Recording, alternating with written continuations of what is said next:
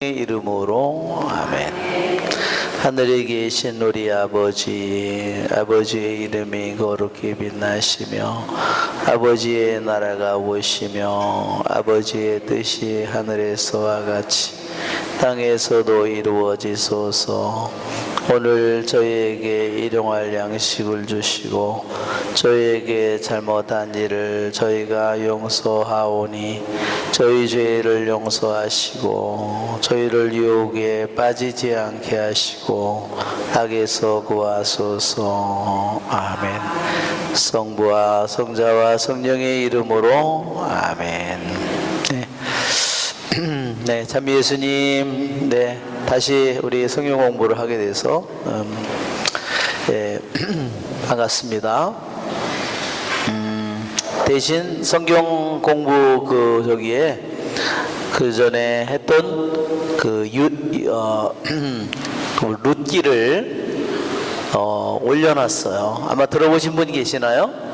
룻기에 그 전에 상일동에서 제가 이제 성경 공부를 시작할 때 창세기서부터 시작해서 정말 많이 왔죠.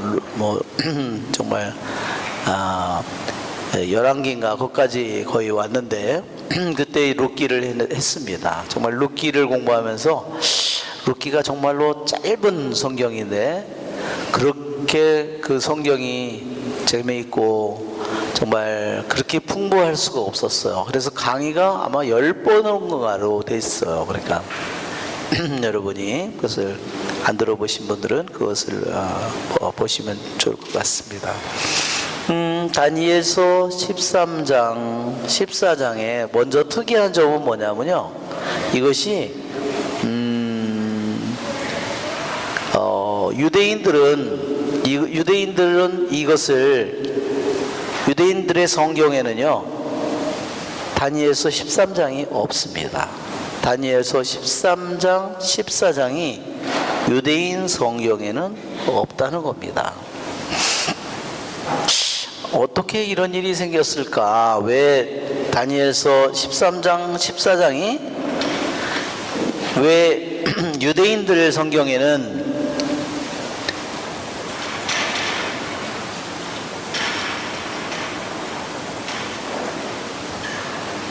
성경에는 없을까?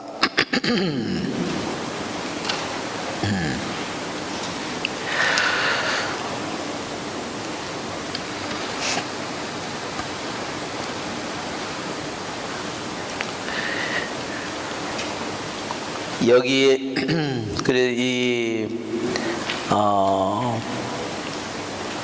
그래서 이 다니엘 13, 14장은 오직 어디에 들어있냐면요, 그 70인역에만 들어있어요.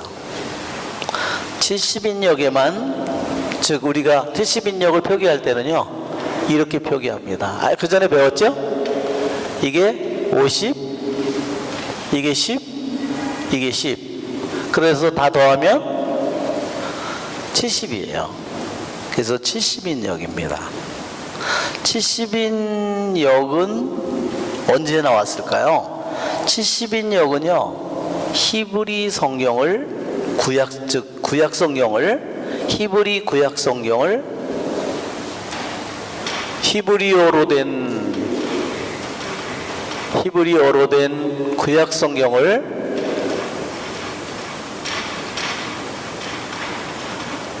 무엇으로? 그리스어로 번역한 거예요. 번역을 했다고 하면 그것은 성경을 더군다나 다른 언어로 번역하는 것은 정말로 너무나 중대한 일인데 어떻게 해서 히브리어가 왜 그리스어로 번역을 하게 됐을까? 필요성을 먼저 생각해 봐야 돼요. 그것은 그리스 문화, 그리스어를 그 전체가 말하자면 사용하고 있었기 때문에 그리스가 온 세상을 통치하던 때가 되었으니까 성경을, 히브리 성경을 유대인 자녀들이 태어나는 새로운 유대인 자녀들이 전부 다 그리스어를 사용하니까 그리스어로 그 히브리 성경을 번역을 해야만 자녀들이 히브리어를 알아듣겠다. 그래서 히브리어를 그리스어로 번역하게 된 겁니다. 그러면 약 이게 몇 년도에 번역한 건가요? 적어도 BC 3세기 내지 2세기에 이미 예수님이 오기 이전에 이미 이 성경이 나와 있었다는 거예요. 정말 놀라운 일이잖아요. 그러니까 예수님이 2000년 전에 오셔서 복음을 선포하고 할 때 이미 이 성경이 예수님이 이 성경을 수도 없이 이 성경을 사용했다는 말입니다. 그리스도 성경을. 그래서 우리 신약 성경에 나와 있는 인용 부분이 있잖아요. 신약 성경에 있는 인용 부분은요, 다 어디서 인용한 거냐면요, 그냥 히브리어로 인용한 게 아니라요, 전부 다 70인역에서 인용한 거예요. 우리들이 그걸 얼마나, 그러니까 이 성경 중에서 우리들이 가지고 있는 성경, 오래된 성경 사본, 그 중에요 쿰란 성경, 쿰란은 몇 년도에 나왔을까요? 예, 그것은 유대가 완전히 멸망하면서 도망가서 있으니까 예수님 이후에 나왔죠. 그러면 쿰란은 보통 성경 사본은요 대개 1000년대에 나온 거예요. 예수님이 이후에 1100년, 1200년 이럴 때죠. 그러니까 쿰란이라고 하는 것은 어마어마하게 오래된 사본인데 70인역은 상상할 수 없을 정도로 가장 오래된 성경 사본이에요. 그러니까 성경 사본 중에서 와, 예수님이 우리에게 복음을 전한, 그리스어로 복음을 전한 이거보다 더 200년 300년 전에 이미 이 책이 있었다는 거야. 예수님이 얼마나 많이 듣고 사용한, 거기에 70인역에 뭐가 있어요? 70인역에 13장 14장이 들어있어요. 참 웃기죠? 그러면 성경 중에 가장 오래된 성경 속에 이미 70인역에 BC 3세기 2세기에 나온 이 70인역본에 이미 성경이 들어있는데 유대인들은 그 성경 아니라고 12장까지만 받아들인 겁니다. 예, 가장 커다란 이유는 뭐냐면요, 히브리어 본문이 없다는 거예요. 그들이 근거로 삼는 것은 히브리어 본문이 없으니까 이것은 그래서 받아들이지 않은 거죠. 그러나 우리는 70인역에 이미 들어있기 때문에 우리는 이것이 바로 왜? 교회에서 가장 오래된 사본이 바로 70인역입니다. 자, 70인역에 그런데요, 성경에 그리스어로 된 성경이요, 사본이 딱 2개가 전해지는데, 그 그리스어로 된 다니엘서 13장, 다니엘 13장, 14장이 들어있는 이것이 하나는 70인역으로 돼 있고요. 70인역이 그리스어니까, 또 하나는 그리스어로 됐는데 테오도시안 판이 있어요. 테오도시안 본. 이게서 2개의 다니엘서 13장, 14장의 내용이 나오는데 내용이 조금씩 다른 겁니다. 그래서 어느 본을 따라서 번역했느냐에 따라서 내용이 조금씩 달라지는 거예요. 그렇지만 많은 성경학자들은 원래 이 성경이 분명히 아람어로 쓰였을 거라고 추측을 하고, 아마도 또한 히브리어로도 있을 거라고 추측을 하고 있습니다. 왜냐하면 이 13장 14장에 들어있는 내용이요, 지극히 셈족의 그 냄새가 너무너무 강하다는 거예요. 내용 자체, 거기 있는 내용이요, 너무너무 율법이나 여기에 대해서 철저한 율법의 정통한 모습을 보여주고 있다는 겁니다.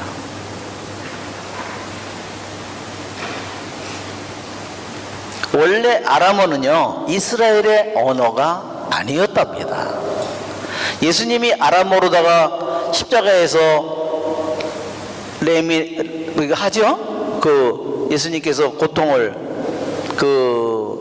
외치는 할 때 그 아람어도요, 원래 이 아람어가 이스라엘의 언어는 히브리어였다는 거죠. 근데 아람어는 어디서 왔느냐?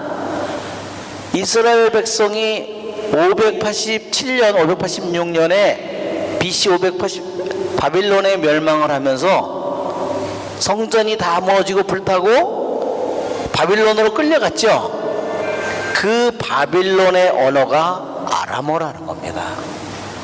그러니까 바빌론에 끌려간 이스라엘 백성들이 한 세대 20년, 그 다음에 또 다른 세대, 벌써 70년이면 두 세대가 벌써 저기 한 거예요. 두 세대가 지나간 거예요. 그들이 거기서 태어나서 배운 언어가 아람어라는 겁니다. 그런데 그 사람들이 70년이 지난 다음에 몇만 명이 돌아왔잖아요. 돌아왔을 때 이스라엘 땅에는 누가 살았어요? 유대인들이 살긴 살았지만 다 너무나 신앙생활을 아예 할 수 없는 사람들이었어요. 왜? 성전은 다 무너졌고 사제들은 없어졌고 그렇기 때문에 정말로 무지한 그런 사람들만 살았어요. 그런데 70년의 귀향에서 돌아온 그 사람들은 뭐냐면 히브리어를 가지고 왔고 또한 아람어도 가지고 온 겁니다. 그래서 그들이 사용한 언어가 아람어이기 때문에요, 이 아람어가 이스라엘의 또한 언어가 되었다는 거예요. 그 이후로 BC 587년이니까 BC 약 600년이잖아요. 돌아온 거는 538년이잖아요. 그러면 약 500년 이상 이 아람어를 그들이 돌아온 사람들이 추측이 되어서 썼기 때문에 이 아람어가 이스라엘의 또 다른 이 언어처럼 된 것입니다.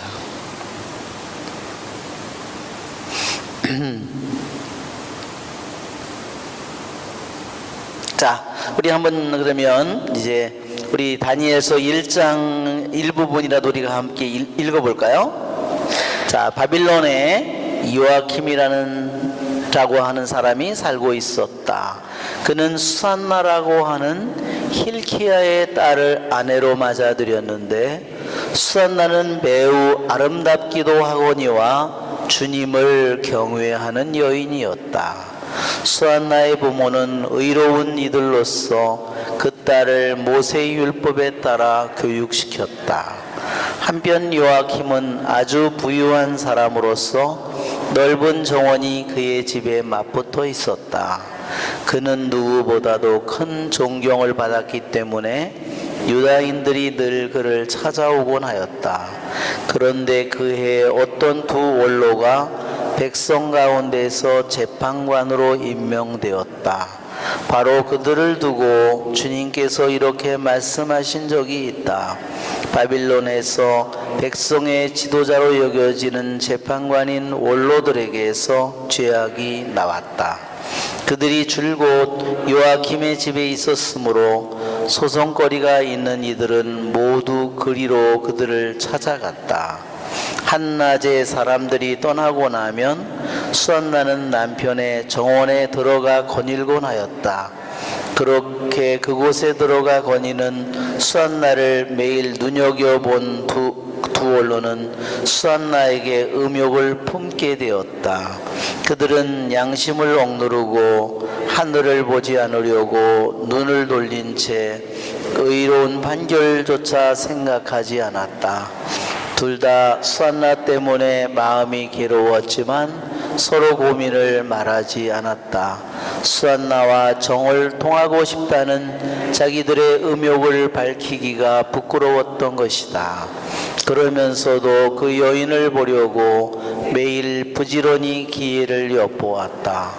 어느 날 그들은 점심때가 되었으니 집으로 가세 하고 서로 말하고서는 그곳을 나와 헤어졌다. 그러나 그들은 되돌아오다가 마주치게 되었다. 그리고 서로 까닭을 캐묻다가 마침내 자기들의 음욕을 실토하게 되었다. 그들은 혼자 있는 수산나를 만날 수 있는 시간을 함께 찾아보기로 약속하였다. 그들이 알맞은 날을 엿보고 있을 때 수산나가 여느 때와 마찬가지로 하녀 둘만 데리고 정원으로 들어갔다. 그리고 날이 무더웠으므로 그곳에서 목욕을 하려고 하였다. 거기에는 숨어서 수산나를 엿보는 그 두 원로 말고는 아무도 없었다. 수산나는 하녀들에게 내가 목욕을 하게 올리브 기름과 물분을 가져오고 정원 문들을 닫아 걸어라 하고 말하였다. 하녀들은 수산나가 말한 대로 하였다. 곧 정원 문들을 닫아 걸고서는 분부받은 것들을 가져오려고 연문으로 나갔다. 원로들이 숨어 있었기 때문에 하녀들은 그들을 보지 못하였다. 하녀들이 나가자마자 두 원로는 일어나서 수산나에게 달려가 말하였다. 자, 정원 문들은 잠겼고 우리를 보는 이는 아무도 없소. 우리는 당신을 간절히 원하오. 그러니 우리 뜻을 받아들여 우리와 함께 잡시다. 그렇지 않으면 어떤 젊은이가 당신과 함께 있었고 바로 그 때문에 당신이 하녀들을 내보냈다고 증언하겠소. 수산나는 탄식하며 말하였다. 나는 꼼짝 못할 공경에 빠졌소. 그렇게 하면 그것은 나에게 죽음이고 그렇게 하지 않는다 하여도 당신들의 손아귀에서 빠져나갈 수가 없을 것이요. 주님 앞에 죄를 짓느니 차라리 그렇게 하지 않고 당신들의 손아귀에 걸려드는 편이 더 낫소. 그러고 나서 수산나는 크게 소리를 질렀다. 그 두 원로도 수산나를 향하여 소리를 지르더니 그 가운데 하나가 달려가서 정원 문들을 열어 젖혔다. 집에 있던 사람들이 정원에서 나는 고함 소리를 듣고 연문으로 뛰어들어가 수산나에게 일어난 일을 보았다. 저희 쪽의 이야기를 하자 하인들은 매우 수치스럽게 생각하였다. 수산나를 두고 누가 그와 같은 말을 한 적이 한 번도 없었기 때문이다. 다음 날 수산나의 남편 요아킴의 집으로 백성이 모여들 때 그 두 원로는 수산나를 죽이겠다는 악한 생각을 가득 품고서 그리로 갔다. 그들이 백성 앞에서 말하였다. 사람을 보내어 요아킴의 아내 힐키야의 딸 수산나를 데려오게 하시오. 그러자 백성이 사람을 보냈다. 수산나는 부모와 자녀들과 모든 친척과 함께 나왔다. 수산나는 매우 우아하고 모습이 아름다웠다. 그는 베일을 쓰고 있었는데 그 악인들은 수산나의 아름다움을 보고 즐기려는 속셈으로 베일을 벗기라고 명령하였다. 그러자 수산나 곁에 있던 이들과 그를 보는 이들이 모두 울었다. 그 두 원로는 일어나 백성 한가운데에서 수산나의 머리에 자기들의 손을 얹었다. 수산나는 눈물이 가득한 채 하늘을 우러러 보았다. 마음으로 주님을 신뢰하고 있었기 때문이다. 그 두 원로는 이렇게 말하였다. 우리가 단둘이서 정원을 걸 있을 때 이 여자가 여종들을 데리고 정원으로 들어가더니 정원 문들을 닫아 걸고서는 여종들을 내보냈소. 그때 숨어있던 젊은이 하나가 이 여자에게 가더니 함께 누웠소. 정원 구석에 있던 우리는 그 죄악이 벌어지는 것을 보고서 그들에게 달려갔소. 그리고 둘이서 정을 통하는 것을 보기는 하였지만 그자가 우리보다 힘이 세어 붙잡을 수는 없었소. 그래서 그자는 문을 열고 달아나 버렸소. 그 대신 이 여자를 붙들고 그 젊은이가 누구냐고 물었지만 이 여자는 그것을 우리에게 알려주려고 하지 않았소. 이것이 우리의 증언이요. 그들이 백성의 원로이며 재판관이었기 때문에 회중은 그들을 믿고 수산나에게 사형을 선고하였다. 그때 수산나가 크게 소리 지르며 말하였다. 아, 영원하신 하느님, 당신께서는 감추어진 것을 아시고 무슨 일이든 일어나기 전에 미리 다 아십니다. 또한 당신께서는 이 자들이 저에 관하여 거짓된 증언을 하였음을 알고 계십니다. 저를 해치려고 꾸며낸 것들을 하나도 하지 않았는데 저는 이제 죽게 되었습니다. 주님께서 수산나의 목소리를 들으셨다. 그리하여 사람들이 수산나를 처형하려고 끌고 갈 때 하느님께서는 다니엘이라고 하는 아주 젊은 사람 안에 있는 거룩한 영을 깨우셨다. 그러자 다니엘이 나는 이 여자의 죽음에 책임이 없습니다 하고 큰 소리로 외쳤다. 온 백성이 그에게 돌아서서 그대가 한 말은 무슨 소리요? 하고 물었다. 다니엘은 그들 한가운데 서서 말하였다. 이스라엘 자손 여러분, 여러분은 어찌 그토록 어리석습니까? 신문을 해보지도 않고 사실을 알아보지도 않고 어찌 이스라엘의 딸에게 유죄 판결을 내릴 수가 있습니까? 법정으로 돌아가십시오. 이 자들은 수산나에 관하여 거짓 증언을 하였습니다. 온 백성은 서둘러 돌아갔다. 그러자 다른 원로들이 그에게 말하였다.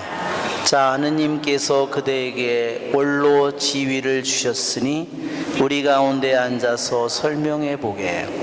다니엘이 저들을 서로 멀리 떼어놓으십시오. 제가 신문하겠습니다. 사람들이 그들을 따로 떼어놓자 다니엘이 그들 가운데 한 사람을 불러 말하였다. 악한 세월 속에 나이만 먹은 당신, 이제 지난 날에 저지른 당신의 죄들이 드러났소. 주님께서 죄 없는 이와 의로운 이를 죽여서는 안 된다고 말씀하셨는데도 당신은 죄 없는 이들에게 유죄 판결을 내리고 죄 있는 자들을 놓아주어 불의한 재판을 하였소. 자, 당신이 참으로 이 여인을 보았다면 그들이 어느 나무 아래에서 관계하는 것을 보았는지 말해보시오. 그자가 유향나무 아래요 하고 대답하였다. 그러자 다니엘이 말하였다. 진정 당신은 자기 머리를 내놓고 거짓말을 하였소. 하느님의 천사가 이미 하느님에게서 판결을 받아왔소. 그리고 이제 당신을 둘로 베어버릴 것이요. 다니엘은 그 사람을 물러가게 하고 나서 다른 사람을 데려오라고 분부하였다. 그리고 그자에게 말하였다. 유다가 아니라 가나안의 후손인 당신, 아름다움이 당신을 후리고 음욕이 당신 마음을 비뚤어지게 하였소. 당신들은 이스라엘의 딸들을 그런 식으로 다루어 왔소. 그 여자들은 겁에 질려 당신들과 관계한 것이요. 그러나 이 유다의 딸들은 당신들의 죄악을 허용하지 않았소. 자, 그러면 관계하는 그들을 어느 나무 아래에서 붙잡았는지 나에게 말해 보시오. 그자가 떡갈나무 아래요 하고 대답하였다. 그러자 다니엘이 말하였다. 진정 당신도 자기 머리를 내놓고 거짓말을 하였소. 하느님의 천사가 이미 당신을 둘로 잘라버리려고 칼을 든 채 기다리고 있어. 그렇게 해서 당신들을 파멸시키려는 것이요. 그러자 온 회중이 개소리를 지르며 당신께 희망을 두는 이들을 구원하시는 하느님을 찬미하였다. 다니엘이 그 둘로 원로에게 자기들이 거짓 증언을 하였다는 사실을 저희 입으로 입증하게 하였으므로 온 회중은 그들에게 들고 일어났다. 그리고 그들이 이웃을 해치려고 악의로 꾸며낸 그 방식대로 그들을 처리하였다. 모세율법에 따라 그들을 사형에 처한 것이다. 이렇게 하여 그날에 무지한 이가 피를 흘리지 않게 되었다. 수안나가 수치스러운 일을 하지 않았다는 것이 드러났으므로 힐키야와 그의 아내는 수안나의 남편 요아킴과 모든 친척과 함께 자기들의 딸 수안나를 두고 하느님을 칭송하였다. 그리고 그날 이후로 다니엘은 백성 앞에서 큰 사람이 되었다. 네, 되게 재미난 얘기죠, 정말. 네, 아주 뭐, 예, 그 그림으로도 보면 아주 그림이 이게 바빌론이잖아요. 다니엘이 바빌론에 끌려가서 이것은 다니엘이 사자 이게 머리를 쥐고서 재판하는 그런 원로의 소년이지만 원로의 자격을 받아서 재판하는 그러한 모습을 보여주고 있습니다. 네, 그래서 이제 귀향은 예루살렘이 멸망하면서 귀향을 간 그 귀족의 왕족의 자녀가 바로 다니엘이죠. 네, 여기 보면 나무도 있고 그림에 네, 이렇게 있어 소리를 질러서 이제 연문으로 사람들이 이제 하인들이 들어오는 그런 장면입니다. 네, 다니엘이 이렇게 귀향을 갈 때 바빌론군에게 끌려서 이렇게 보면 모자들이 약간 이렇게 좀 뾰족하기도 하고 바빌론군의 모자가 이렇게 바빌론군의 모자는 로마 사람들의 모자와 좀 모습을 보면 딱 이게 로마군인지 바빌론군인지 벌써 차이가 있습니다. 소년으로 이제 다니엘이 소년 다니엘이 이제 그 심판 다니엘의 이름 자체가 하느님께서 심판하시다. 다니엘, 엘은 하느님이죠. 하느님께서 심판하신다. 그러니까 이 다니엘은이라는 그 이름이 의미하는 바가 정말로 커요. 그러니까 다니엘은 언제나 자기의 생각이나 행동이나 자기 결정이나 모든 것이 하느님이 심판하신다는 그 사실을 끊임없이 그것을 우리들에게 상기시키고 있는 겁니다. 만일 우리들도 나의 하루하루의 모든 삶을 내가 보고 듣고 말하는 모든 것을 하느님이 심판하신다. 그리고 그것을 내가 항상 내가 염두에 둔다면 얼마나 내 자신이 축복된 삶을 살 것인가. 다니엘의 삶은 그것을 바로 자신이 그렇게 살았고 그것을 통해서 자신의 삶으로 하느님의 살아계신 하느님의 심판을 보여주고 있습니다. 그래서 수산나가 모욕을 하는데 정원에 숨어 있는 며칠을 숨어서 봤는지를 몰라요. 아주 너무 그림이 너무너무 리얼하죠. 수산나가 너무 가슴이 너무 이쁜 것 같아요. 그림으로 많은 사람들이 정말 그림으로 그렸어요. 유명한 화가들이. 자, 이것은 그 플라톤의 유명한 두 가지, 이것은 전차병이라고도 그러고 기마병이라고 하고 이 비유예요. 이것은 그 전에도 한 번 했었죠? 생각나시죠? 이것은 바로 누구를 가리킨다고 그랬어요? 바로 이게 우리들 자신이에요. 이 전체가 우리들 자신입니다. 나라는 존재가 바로 이런 존재다. 여기에 기마병, 또 원래 뒤에 뭐가 있냐면요, 거기에 또 주인이 타고 있는 거예요. 그래서 여기에 마차가 있고 말 2마리가 있고 고삐가 있죠. 그래서 이게 이제 그 다음 그림을 보면 여기 나오지만 하나는 이 2마리 쌍두마차죠. 쌍두마차의 비유라고도 그러지만 기마병의 비유라고, 전차의 병의 기마병의 비유라고 하는 것이 더 맞는 거지만, 여기에 기수는 뭐냐면 기수는 이성이에요. 여기에 이 기수가 이성이다. 이 2마리 말은 우리는 이거를 그래서 이거를 여기 나와 있는 것처럼 디자이어라고 돼 있잖아요. 이게 그리스에서는 이거를 이모션이라고 하는데, 이것이 우리 성경에 이것이 이번에도 그 나왔죠. 육을 그 욕정과 욕망과 함께 십자가에 못 박은 사람들이다 그랬어요. 갈라디아서 5장 24절을 한번 펴보세요.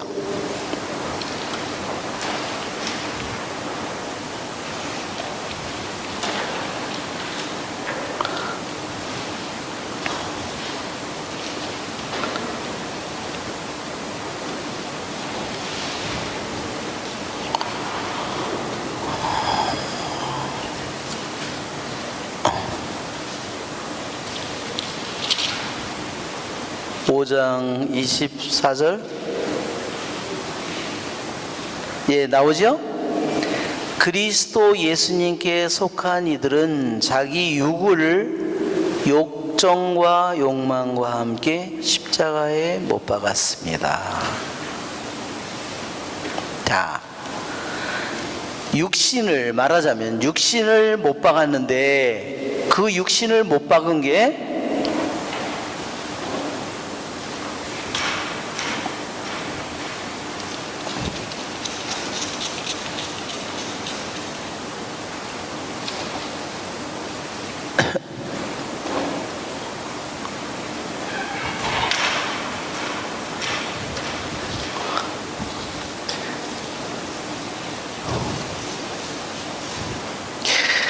자,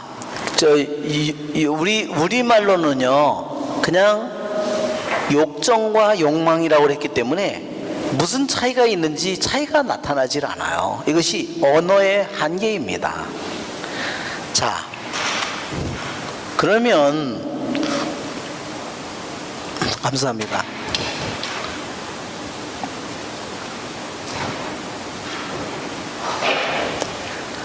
여기에 이것은 뭐냐면, 하나는 영어로는 이거를 패션이라고 그랬고요, 하나는 디자이어예요.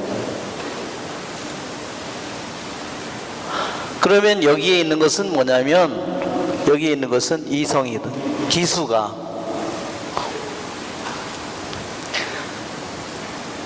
이게 로마서 7장으로 한번 펴보세요. 로마서 7장.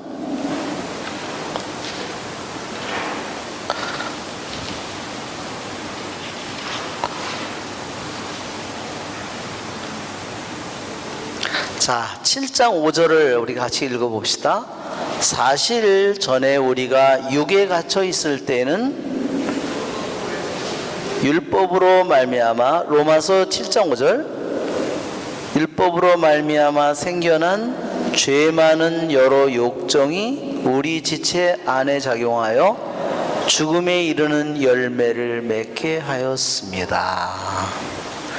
죄 많은 욕정이라는 말을 했어. 죄 많은 욕정. 자,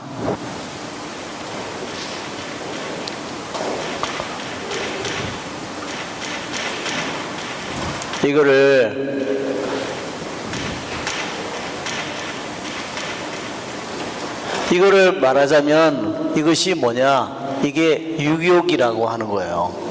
좀 유욕은 뭐냐면, 인간이 원죄를 지음으로 인해서 인간의 본성이 변한 거예요. 즉, 쉽게 말하자면 지성과 의지가 하느님의 뜻을 쉽게 실행할 수 있는 있도록 하느님이 인간을 만들어 놨는데, 원죄를 통해서, 죄를 지은 것은 죄는 있지만, 자 보세요. 죄를 지은 사실이 있죠? 죄의 사실. 그러면 이 죄가 반드시 어떤 열매를 맺는다는 겁니다. 죄의 열매. 죄의 열매. 그게 뭐냐? 그의 본성이 변한 거야. 아이들이 점점 자라다가 사춘기가 되면, 그 전에 아기도 다르죠? 아이가 한두 살 됐을 때 점점 3, 4살 되면 아이가 달라지죠? 그것처럼 죄는 반드시 어떠한 영향을 미치는 겁니다. 말하자면 어떤 사람이 좋은 일을 하게 돼봐요. 그것은 점점 그 사람이 한 가지 좋은 일을, 하느님의 뜻을 이루게 되면 눈에는 보이지 않지만 좋은 효과들을 많이 만들어낸다는 겁니다. 죄는 죄의 효과를 작용을 갖는 거예요. 그 열매는 뭐예요? 이게 바로 원죄의 사실이 있죠. 뱀에 속아서 하느님의 뜻을 짓밟은 그 결과는 뭐냐? 유욕입니다. 유욕. 그게 바로 심플 패션이에요. 왜 예수님이 패션을 당하겠어요? 예수님이 왜 순환을 당하겠어요? 바로 우리들의 심플 패션 때문에 그런 거예요. 그러면 이거 두 가지, 이 유욕이, 우리 이거를 옛날 교리에서는 유욕이라고 그랬어요. 악으로, 죄악으로 기우는 경향. 그러니까 나무가 이게 해가 있는 쪽으로 점점 이렇게 기울지요? 이렇게 기울어져 있는 나무를 반대쪽으로 돌릴 수 있겠어요? 그것은 본성으로는 불가능해요. 그래서 뭐죠? 그래서 은총이 필요한 거예요. 죄의 본성은 변하지 않아요. 그렇기 때문에 슈퍼내추럴한 네이처, 죄의 본성은 변하지 않기 때문에 죄의 본성을 이길 수 있는 슈퍼네이처, 하느님의 은총이 있어야만 우리들이 자, 지금 왜 이 그림이 나왔냐면, 자, 이 두 원로의 음욕에 빠져 있는 거예요. 공부를 못한 사람들이 아니죠. 재판관이고 원로이고. 그렇죠? 다 가졌잖아요. 재산도 많이 가졌겠죠. 권력도 가졌죠. 명예도 가졌죠. 모든 거죠. 그렇지만 뭐의 노예가 되었어요? 음욕의 노예가 되었습니다. 자, 그 사람의 하나는 이 뛰는 말이 패션이에요. 즉 우리들 모든 인간 안에 이 두 말이 뛰고 있는 겁니다. 하나는 패션, 하나는 디자이어라는 두 말이 내 안에서 강력한 힘으로, 이것은 누가 줬어요? 하나님이 줬어요. 엄청난 힘으로 내 안에서 뛰고 있잖아요. 디자이어만 한번 생각해 보세요. 먹어야죠, 자야죠, 그렇죠? 치워야죠. 자기 뭐가 수많은 성적인 충동이, 여러 가지 우리들의 감정적인 수많은 만족이 있죠. 얼마나 많은 디자이어가 내 안에 있어요. 또한 패션은 뭐냐면요, 이것은 뭐냐면 능동적인 거예요. 내가 주체가 되어서 이거를 원하는 거예요. 패션은 뭐냐면요, 수동적인 거예요. 이게 원래 라틴 말로도요, 파시오예요. 뭘 겪는다는 말이에요. 영어로는 서퍼예요. 고통을 겪는 겁니다. 즉 무슨 뜻이냐면, 내가 뱀을 봤어요. 그걸 가다가 놀래죠? 그게 파시오예요. 갑자기 급히 내가 불의한 일을 봤어요. 가난한 사람 거를 가져가는, 그런 거를 빼앗아가는 걸 분노가 생기겠죠? 이런 것들이 파시오예요. 그 일을 보면 내가 그런 감정에 휘말리지 않을 수가 없어요. 그래서 그리스도의 4대 비극인이, 만약에 자기가 너무너무 사랑하던, 목숨처럼 사랑하던 사람이 죽었어요. 너무너무 슬퍼요. 그렇죠? 그거는 그냥 자기가 수동적으로 자기가 그것을 인간이 나는 그것을 벗어나지 못하는 거예요.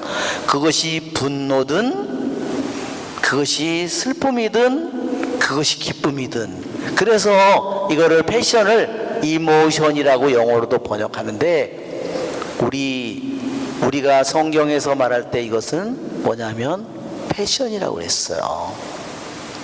그러니까 우리들이 이것을 욕정과 욕망과 함께 못 박은 사람들이다. 욕정과 욕망과 자, 능동적인 디자이어를 생각해 보세요. 내가 뭐를 원해요? 돈을 원해요? 재산을 원해요? 명예를 원해요? 내가 인정받기를 원해요? 내 안에 얼마나 많은 디자이어가 있어요. 위로받고 이해받고 사랑받고, 그렇죠? 어마어마한 욕구가 내 안에 있어요. 그러니까 예수님께서 가난한 사람은 행복하다, 마음이 가난한 사람은 행복하다. 그 뭐예요? 능동적인 디자이어가, 육신적이고 세상적인 육신적인 디자이어가 그친 영혼은 봐요. 어때요? 젖떨어진 영혼이잖아요. 그의 영혼은 어때요? 고요해졌잖아요. 모든 세상 것으로부터 자유로워졌잖아요. 그러니까 인간의 본성적으로 우리들의 안을 들여다보면, 아, 패션, 우리들이 수동적으로 내가 이러한 감정에 내가 감정을, 그런 것을 겪을 수밖에 없는 인간의 모습이 있는데, 그러면 이런 걸 어떻게 할까요? 우리들이 그것을 그것을 주님을 위해서 내가 겪는다면 어떻게 될까요? 그것은 전혀 차원이 달라지겠죠? 근데 맨날 불만만 한다면, 남의 탓만 한다면 나는 거기서 얻는 거 없겠죠. 자, 이처럼 우리들에게 이 세상에 내가 뉴스를 보고 불합리하고 그런 일들을 보면, 저런 나쁜 놈, 근데 그게 사실인지 다 몰라요. 네. 요새는 가짜 뉴스가 너무 많잖아요. 그러니까 그것은 그런 일들에 내가 계속 휘말리게 되는 거예요. 내가 쓸데없이 휘말리는 거죠. 내 시간과 에너지와 모든 것들을 어떻게 해요? 그러고 보면 분노해가지고, 저런 썩을 놈들은, 저런 놈이, 내가 아침서부터 내 인생이 다 망가지는 거예요, 말하자면. 그러니까 우리들이 욕정과 욕망과 함께 십자가에 못 박았다. 그러니까 우리들 모두가 내 안에 이렇게, 바오로 사도도 마찬가지예요. 죄 많은 욕정이 자기 안에 작용해서 죽음에 이르는 열매를 맺는다는 거예요. 왜? 이 욕정, 이 패션과 디자이어가 어떻게, 하느님이 본래 만든 질서가 잘 잡힌 균형된 이것이 아니라 이것이 변형이 되었다는 거예요. 괴물이 되었다는 거죠. 말하자면 일종의 심각한 손상을 입었다는 거죠. 하느님이 본래 만든 질서가 아닌 그러한 패션과 그러한 디자이어로 내 자신이 변했다는 거예요.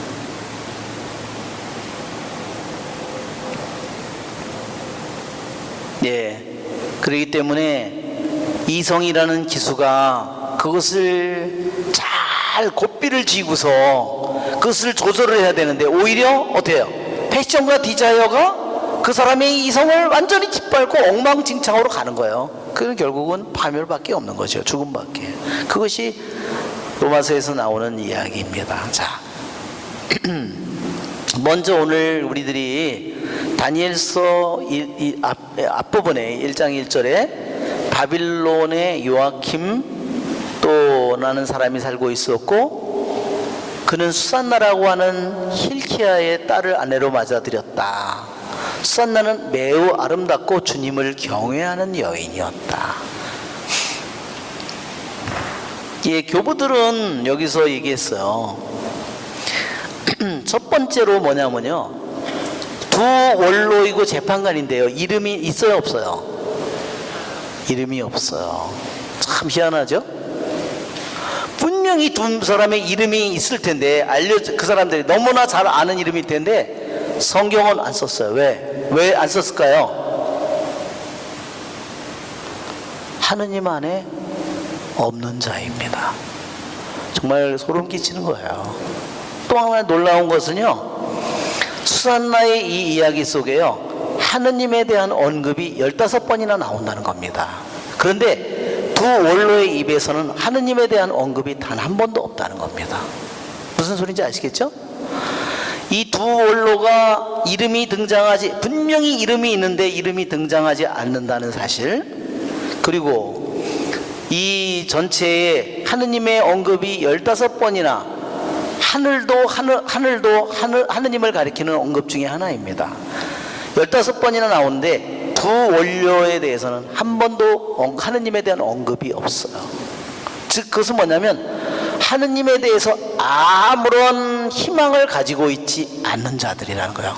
뉘우침도 전혀 없는 거예요.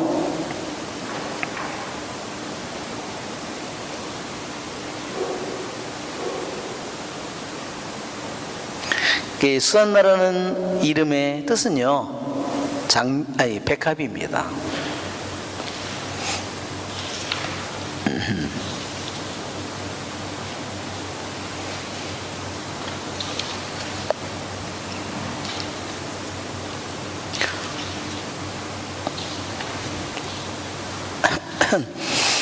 그 다음에 힐키야,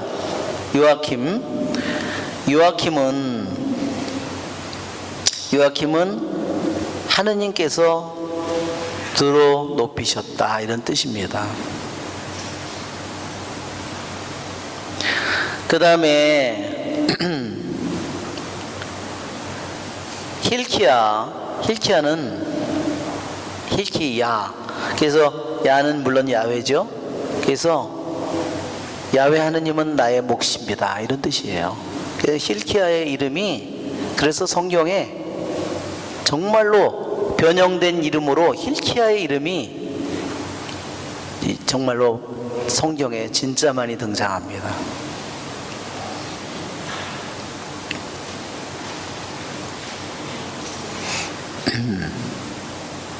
그러니까 여기 나오는 이 요아킴, 수산나는 뭐라 그랬어요? 백합, 힐키야, 그 다음에 이런 모든 다니엘, 이 모든 이름이 하느님 안에 구원된 자의 이름이에요.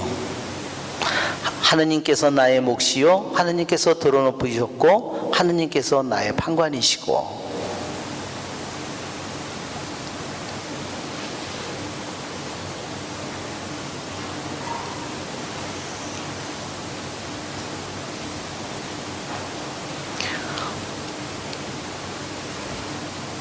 그러니까 성경은 우리들이 그냥 겉으로 읽어서 하느님에 대한 언급이 15번이나 나오는데 두 원로에게 입에서 단 한마디도 언급이 안 된다는 사실, 그들은 하느님에 대한 아무런 희망도 믿음도 가지고 있지 않은 것입니다. 그 다음에 여기에 보면 그 주님을 경외하는 여인이었다고 했어요. 우리들이 주님을 경외하는 것이 얼마나 중요한지 우리는 알고 있죠? 이미 우리는 잠언에서도 지혜의 시작이라고, 또 집회서에서도 1장에서도 지혜의 시작은 주님을 경외함이다. 그리고 또 한편으로요, 주님을 경외하면요 시작일 뿐이 아니에요. 주님을 경외하면요 지혜의 충만이라고 그랬어요. 집회서 1장 16절에 지혜의 충만은 주님을 경외함이다 그랬습니다.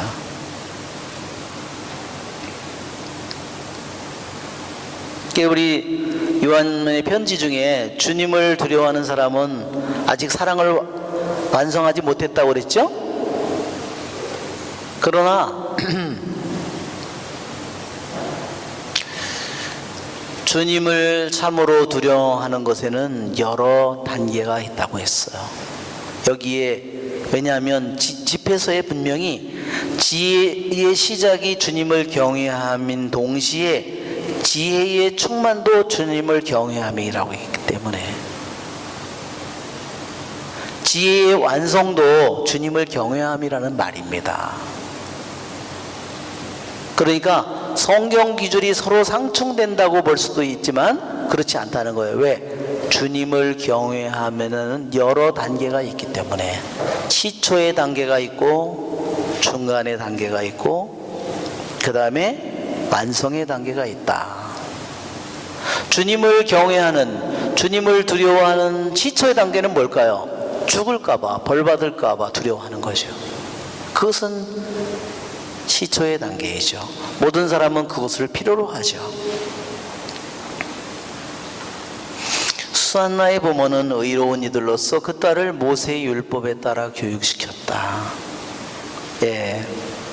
그래서 우리들이 자녀를 기르지만, 부모들이 자녀를 기르지만 어떠한 생각으로, 어떤 마음으로 자녀를 길렀는지는 정말 그것은 정말 우리는 여기서 의로운 부모는 의로운 이들로서 모세의 율법에 따라서 교육시켰다고 했습니다. 우리는 오늘 이 수산나의 이야기 속에서 수산나가 얼마나 모세의 율법을 깊이 알고 있는지를 보게 됩니다.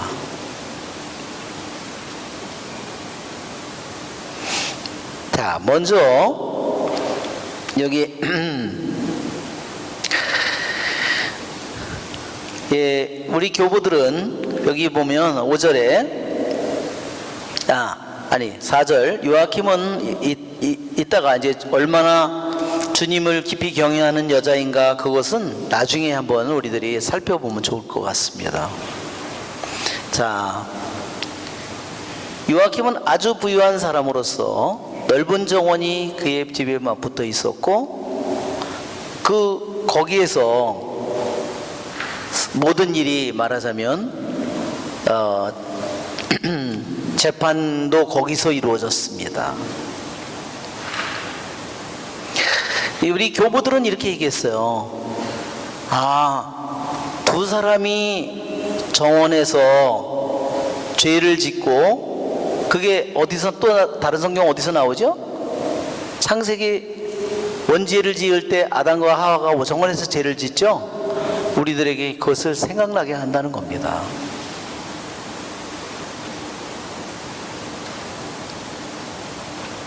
그래가지고 거기 보면 뭐예요? 뱀이 들어오잖아요.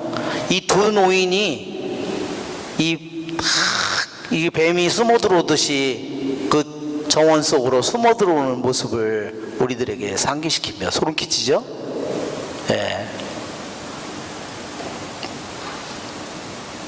자, 5절에 보면 두 원로가 백성 가운데 재판관으로 임명되었는데, 바빌론에서 백성의 지도자로 여겨지는 재판관인 원로들에게서 제약이 나왔다. 자, 예레미야 29장의 20절을 보면요, 거기 예레미야 예언서를 한번 여러분 한번 펴보세요. 예레미야 29장에 보면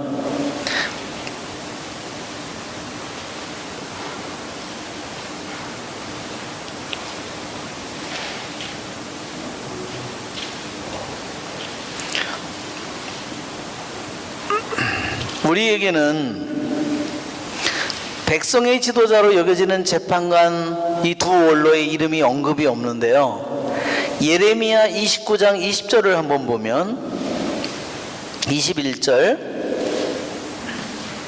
이 두 재판관이 원로, 이 사람의 이름이 바로 여기에 나온다고 교부들이 얘기합니다. 한번 읽어볼까요?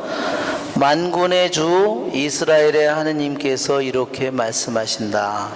내 이름으로 너희에게 거짓을 예언하고 있는 콜라야의 아들 아합과 마세야의 아들 치드키야를 두고 하는 말이다. 내가 이제 그들을 바빌론 임금 네부카드네자르의 손에 넘기면 그가 너희 눈앞에서 그들을 죽일 것이다. 그리고 그들로 말미암아 바빌론에 살고 있는 유다의 모든 유배자들 사이에 주님께서 너를 바빌론 임금이 화형에 처한 치드키야와 아합처럼 만들어 버리시리라 하는 저주가 생겨날 것이다. 이는 그들이 이스라엘 집안에서 추잡한 짓을 저질렀기 때문이다. 그들은 제 이웃의 아내와 간음하고 내가 명령하지도 않은 거짓말을 내 이름으로 하였다. 이를 내가 알고 있다. 내가 증인이다. 주님의 말씀이다. 예레미야 예언자는 유대인들이 귀향을 가기 전에 살았던 사람이고, 또한 귀향을 다 지켜본 사람이고, 귀향을 가고 난 후에 귀향 간 백성들에게 예언의, 하느님의 예언의 말씀을 그 땅에 자리 잡고 결혼을 해서 그 나라의 법을 잘 지키면서 살라고 그런 예언, 주님의 예언의 말씀을 전한 사람이 바로 예레미야입니다. 그렇죠? 여기에 예레미야가 말하는 것처럼 이 두 사람이 바로 여기에 나오는 콜라야의 아들 이웃의 아내와 유대인 사이에서 간음을 한 바로 그 아합과 치드키야라고 여기에서 얘기하는 겁니다.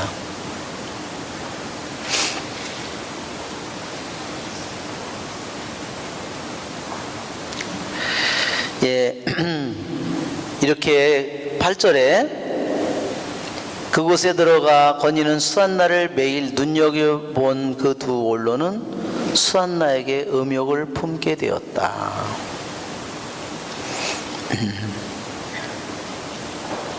그들은 양심을 억누르고, 예, 그러니까 다른 번역에는 이렇게 돼 있어요. 그들은 이성을 집어던졌다 그랬어요. 이성을 집어던졌다.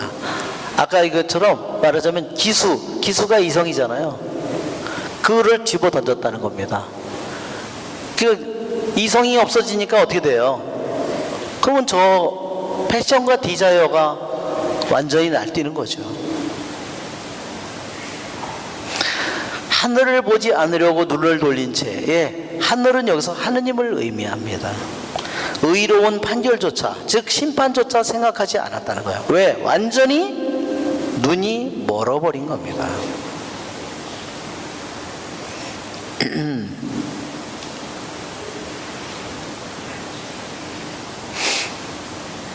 오늘날처럼 음란이 이렇게 정말 이렇게 우리들의 사회 속에, 우리들이 살고 있는 환경 속에서 영화를 한번 보세요. 음란이 안 나오는 경우가 있을까요?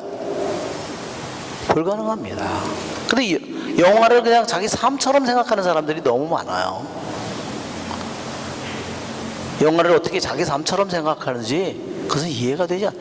자신의 신앙과 하느님과 자기의 어떻게 그것을 하는지 이해가 되지 않습니다. 그것은 제 생각에 미친 거예요. 여러분, 소돔과 고모라라고 하는 그 사회가 그 음란으로 완전히 적이 된 사회잖아요. 음란과 동성애와, 그렇죠? 오늘날의 우리 사회가 어떨까요? 굉장히 몇천 년 전에 그런 소돔과 고모라보다 굉장히 발달된 사회이지만요, 똑같아요. 영적으로는 소돔과 고모라, 우리 온 세계가 소돔과 고모라가 됐어요. 불심판을 오늘 받는다고 해도 할 말이 없어요.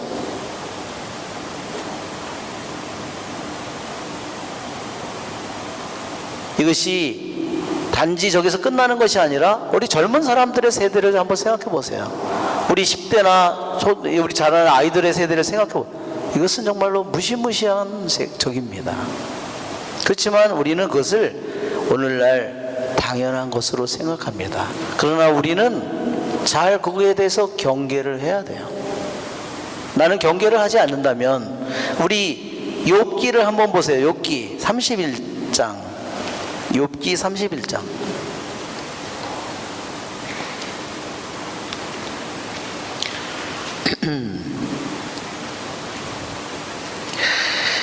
예, 욥기 31장 1절에 정말로 놀라운 귀절이 있어요.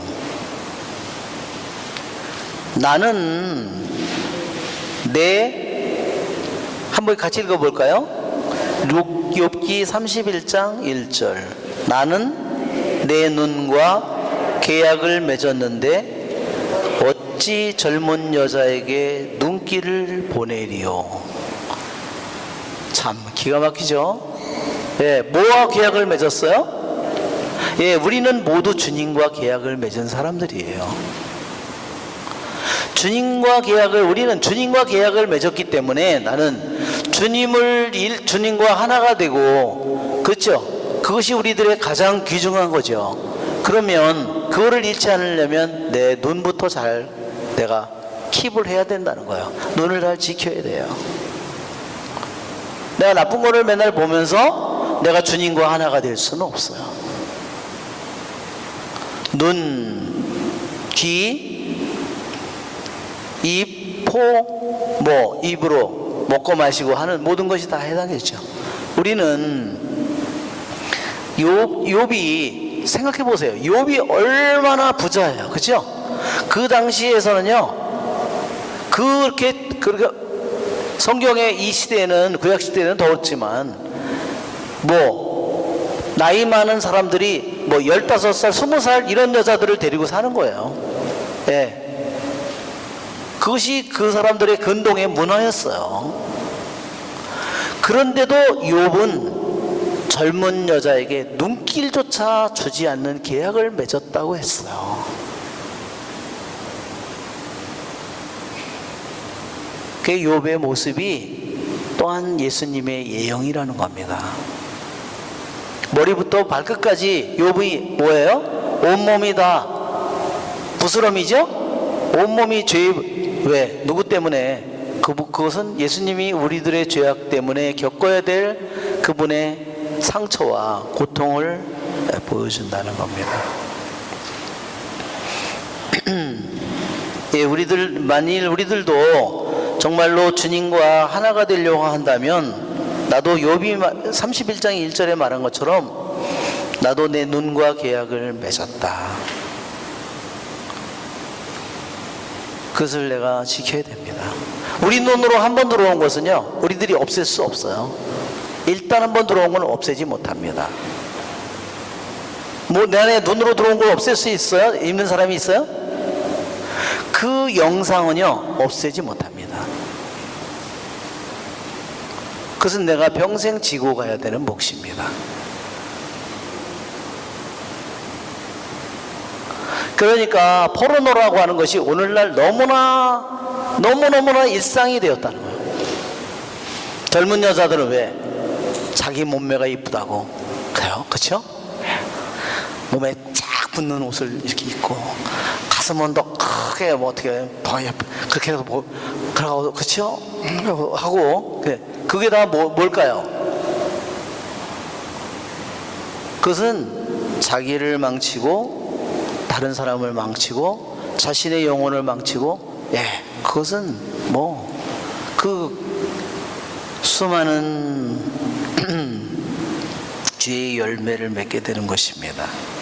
우리는 그러니까 이 두 원로이고 재판관인 사람들이 결국은 이 욥처럼 자기 눈과 계약을 맺었다는, 이것은 우리들이 나도 이러한 소돔과 고모라의 사회 속에서 사는 우리들이 내가 내 눈을 잘 지켜야 되겠다. 그 사람이 요즘에는 뭐 젊은 남자가 막 너무 잘생기고 맨날 그거를 내가 그렇게 하고 있으면 그럼 어떻게 하겠다는 거야? 같이 자든지 아니면 같이 내려와서 커피를 먹든지 뭐 어떻게 할 거야? 그렇죠? 그것은 우리들의 삶이 아니라는 거죠. 그것은 우리들이 내가 버려야 될 일이다, 짓밟아야 될 일이다.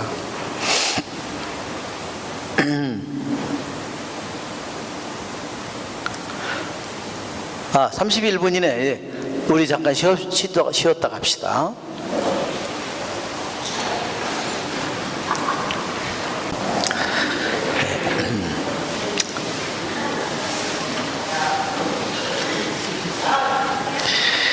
네, 여기 오늘 다시 한번 우리 교부들은 요아킴, 수산나,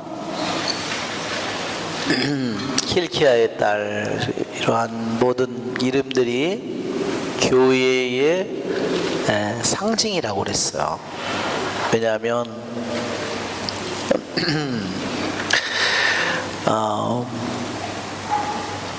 이러한 교회에 말하자면 수산나는 백합이라는 거죠. 그리고 힐키야, 주님은 나의 목, 주님은 나의 찬미, 뭐 이런 그 안에서 주님의 따로 힐키야, 주님을 찬미하는 그러한 딸로 그 아버지가 이 딸을 키웠잖아요. 그렇게 교회의 딸로 되도록 가르쳤고, 그래서 영적인 배우자 요아킴이라고 하는 야훼에 의해서 드러높여진 그 사람을 영적인 배우자로 만나서 결혼을 할 때 그들에게 시련이 왔다는 겁니다. 두 월로. 그것은 뭐죠? 악마의 표상이라는 거죠. 교회를 박해하는 자들의 표상이라는 거죠. 그러니까 하느님을 찬미하는 하느님은 나의 몫이라는 hilkiah죠. 그것은 하느님만을 자신의 몫으로 살고 그러한 정신으로 자녀를 길러서, 그것이 또한 요아킴이라는 하느님에 의해서 드러높여진 자 또는 하느님을 찬미하는 자로와 영적으로 하나의 결합을 한다는 거죠. 그거를 할 때 하나가 되려고 할 때 그들에게 교회의 박해가 와서 많은 시련을 수산나가 겪는다는 거죠. 그런 시선을 겪는 교회의 모습이라는 거예요. 그렇지만 하나님께서 어떻게 해요? 시련을 겪지만 시련을 겪는 것을 통해서 그의 거룩함과 깨끗함이 더욱더 드러나게 하신다. 그래서 이것은 교회의 표상이라는 거예요. 수산나의 가족의 이 모든 이런 이름들이 무슨 말인지 아시겠죠? 그것이 교부들이 우리에게 얘기한 거예요.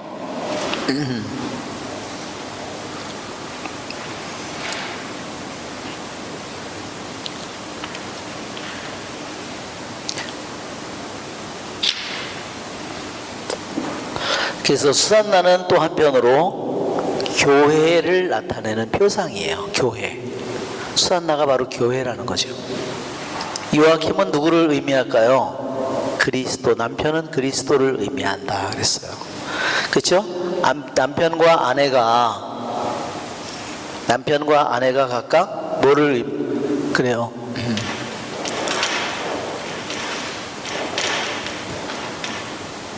남편은 그리스도께 여기에 그리스도의 신부, 아내. 이것은 뭐죠? 이것은 교회입니다.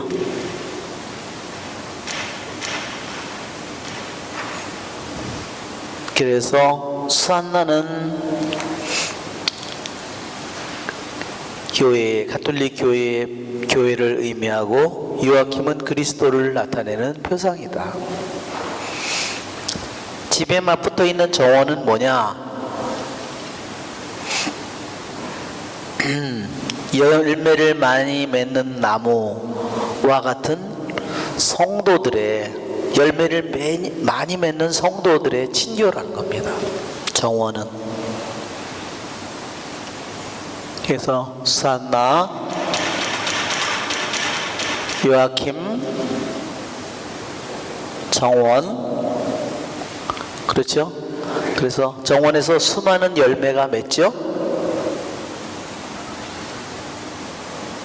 그래서 우리 성경 공부에 온 우리 자매님도 부천에 상삼동에서 오는데, 제가 우리 이 자매님은 제가 첫 번 본 당 신자예요. 그래서 제가 며칠 전에도 산에 이렇게 혼자가 이렇게 다니고 있는데 지나가는 거예요. 그래서 저를 앞에서 올 때는 못 봤는데 옆으로 지나갈 때 봤어요. 그래서 호순! 그랬는데도 얘기하느라고, 목소리가 엄청 크거든요. 얘기하느라고 호순 2번 그랬는데 다른 사람들이 나를 미친놈 쳐다보더라고요. 그래서 이제 미쳤습니다. 그래서 그냥 갔어요. 그래서 오늘 물어봤어요. 아까 확인했어요. 그때 며칠 전에 여기 산에 같이 그랬대. 네, 갔었대요. 네, 바빌론. 그 다음에 여기에 이 일이 일어나는 것이 바빌론이죠. 바빌론은 세상. 예. 그런데 왜 그랬냐면 둘이 어떻게 둘이 친해졌어요. 그래서 성경 공부 와서 친해졌대요. 그래서 정원은 열매를 많이 맺는 나무, 즉 그런 성도들의 친교라는 겁니다. 바빌론은 세상이고 두월로는 교회를 박해하는 그것의 표상이다. 그래서 물론 교보들은 이스라엘 백성과 이방 민족이라는 그 두 백성이 바로 두 언로가 상징한다고 했어요.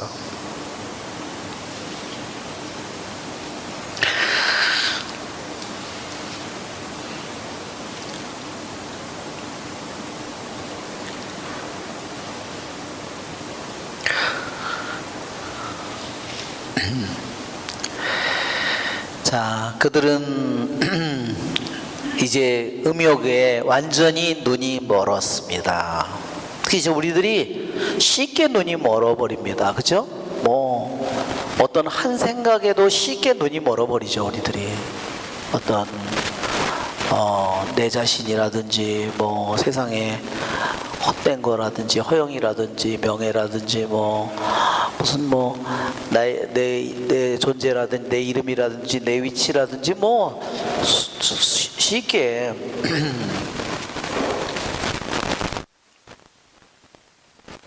이제 처음 우리들에게 들어올 때 우리들에게 그러한 음욕이 맨 처음에는 단순한 그냥 생각으로 오지만 점차적으로 그것이 반복되면서 그것이 나의 한순간 한두 번의 행동 그것이 점점 굳어지죠.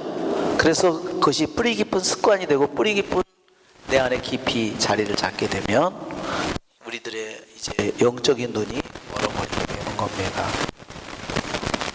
그러면 그것이 바로 우리들이 말하는 것처럼 성경에서 그 등잔의 불이 꺼지는 것을 얘기합니다.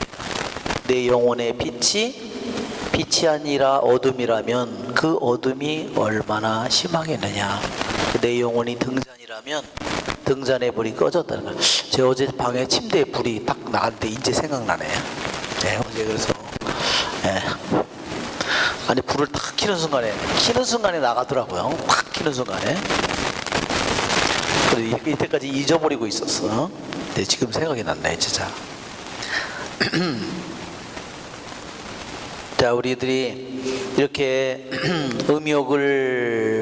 음욕에 이제 사로잡힌 이 영혼들이 정말 얼마나 많은 죄의 열매를 맺는지 진짜 우리는 그것을 위해서 끊임없이 우리들이 기도해야 되는 것이 우리들의 또한 몫이기도 합니다.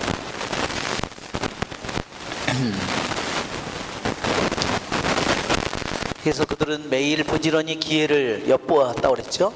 그래서 우리 그런 고해성사를 볼 때도 그렇죠. 고해성사를 볼 때 범죄의 기회를 피하기로 굳게 결심하오니 통의 기도에 나오잖아요. 그렇죠? 고해성사 볼 때 사제가 이렇게 사제경을 해줄 때 본인은 통의 기도를 해야 돼요.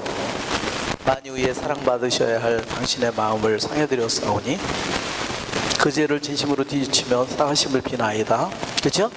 그러면서 범죄의 기회를 피하기로 굳게 결심하오니 그것이 통해 속에 같이 결심도 들어가 있어야 되는 거죠. 같이. 만일 내가 어떤 자리에만 가면 내가 죄를 짓는다. 그러면 그 자리를 피해야죠. 내가 텔레비전을 보면 내가 컴퓨터를 앞에 있으면 내가 죄를 짓는다. 그러면 내가 그것을 없애야죠. 그렇죠?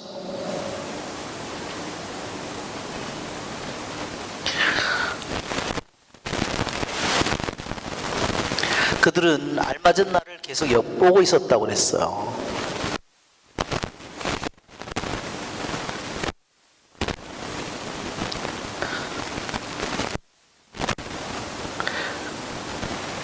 그러니 얼마나 미치고 환장할 노릇이에요.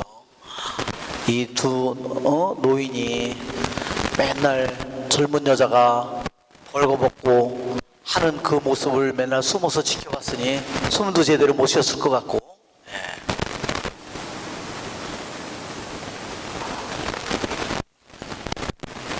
22절에 보면 수산나는 탄식하며 말하였다. 나는 꼼짝 못할 공경에 빠졌어. 21절에 그러잖아요. 20절에 두 원로가 달려가서 정원문들은 잠겼고 우리를 보는 이는 아무도 없어. 우리는 당신을 간절히 원하오. 그러니 우리 뜻을 받아들여 우리와 함께 잡시다. 그렇지 않으면 어떤 젊은이가 당신과 함께 있었고 바로 그 때문에 당신이 하녀들을 내보냈다고 증언하겠소. 이것이 그들이 거짓 증언이잖아요. 그들이 꾸며낸 흉계잖아요. 그들이 오랫동안 그것을 어떻게 자기들의 목적을 달성할 수 있을지 그러면서 보통의 이 협박을 하면 보통 여자들은 다 넘어간 거죠. 그러한 똑같은 그러한 협박에 처했을 때 수산나의 모습을 우리는 보게 되는 겁니다. 수산나는 어떤 결정을 내렸는가? 나는 꼼짝 못할 공경에 빠졌어. 마치도 덫에 걸린 것 마냥.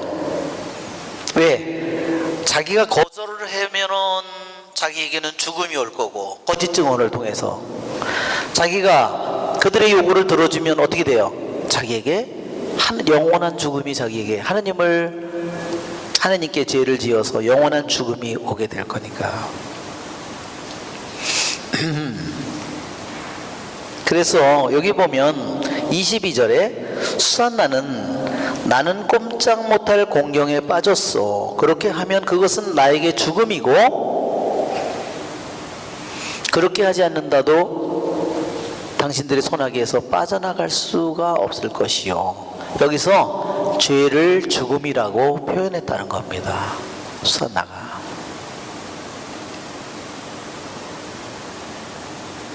자,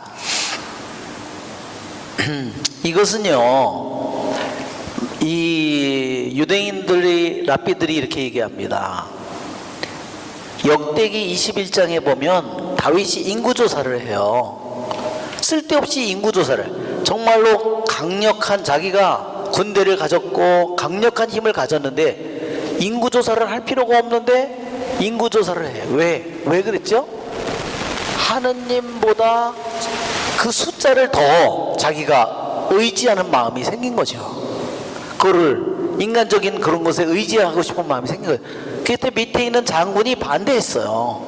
요압이 아니 할 필요 없다고. 그렇죠? 그러면 인구조사를 그러니까 반대했는데도 다윗이 그거를 강제로 하게 만들었습니다. 그래서 하느님에게 벌이 내리는데 세 가지 중에 하나를 선택하라고 그래요. 3년 동안 기근이 들든지 3달 동안 적들에게 쫓기든지 3일 동안 흑사병이 오든지 셋 중에 하나 선택하라. 그러니까 다윗이 뭘로 선택했어요? 예, 흑사병을 선택하죠. 왜? 사람들의 손에 더 맡겨지는 것보다 자기는 하느님 손에 자기를 맡기는 게 낫겠다. 그런 결정을 했어요. 자, 수산나가 이와 같은 두 가지 선택 중에서 어떤 선택을 하느냐? 그는 여기 역대기 상권 21장에 이게 나오는 이야기예요. 역대기 상권 21장 8절부터 13절. 즉 수산나가 성경에 얼마나 율법에 정통했는가를 보여주는 거라.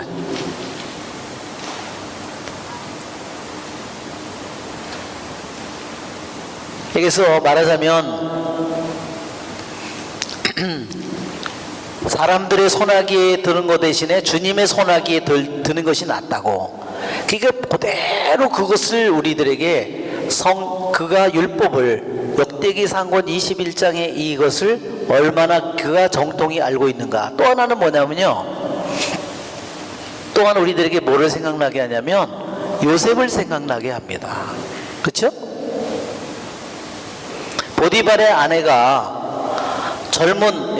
보디발의 아내는 분명히 나이 많은 여자일 것 같아요.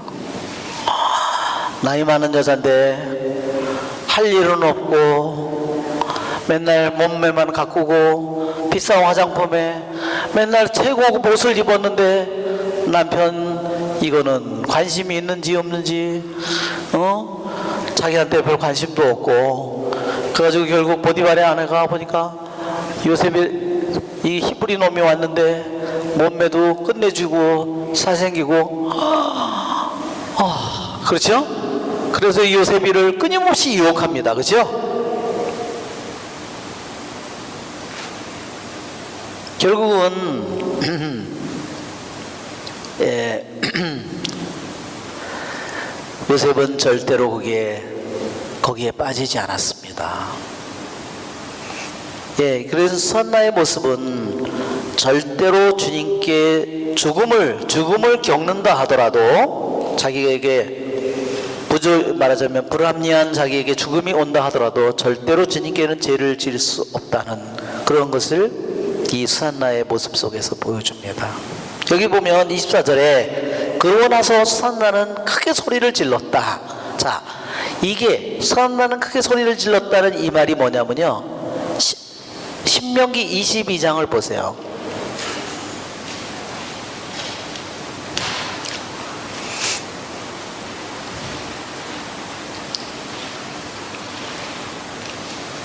신명기 22장에 보면요,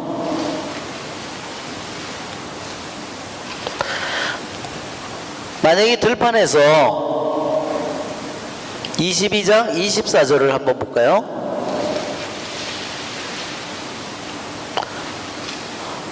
(23절을) 먼저 읽어봅시다.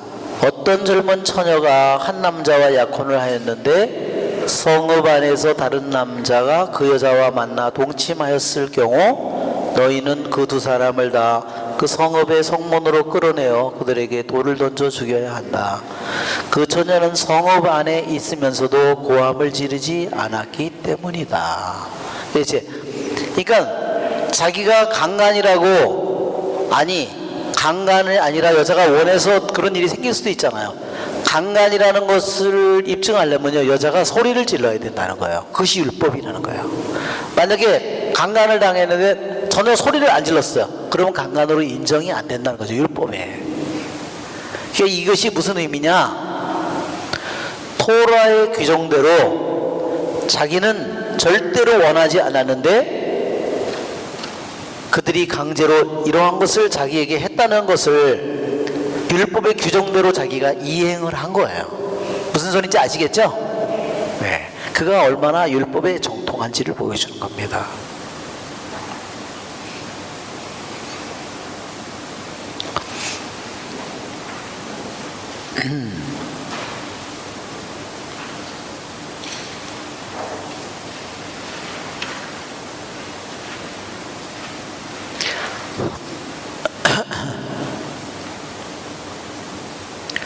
(28절에) 수산나의 남편 요아킴의 집으로 백성이 모여들 때 두 원로는 수산나를 죽이겠다는 악한 생각을 가득 품고서 그리로 갔다. 그들은 정말 원로고 재판관이고 모든 권력을 다 쥐었으니까 자기 마음대로, 그래, 이놈의 기집애가 우리 말을 안 들었어? 그래, 넌 마땅히 죽어야지. 그렇게 그들은 자신을 한 거죠.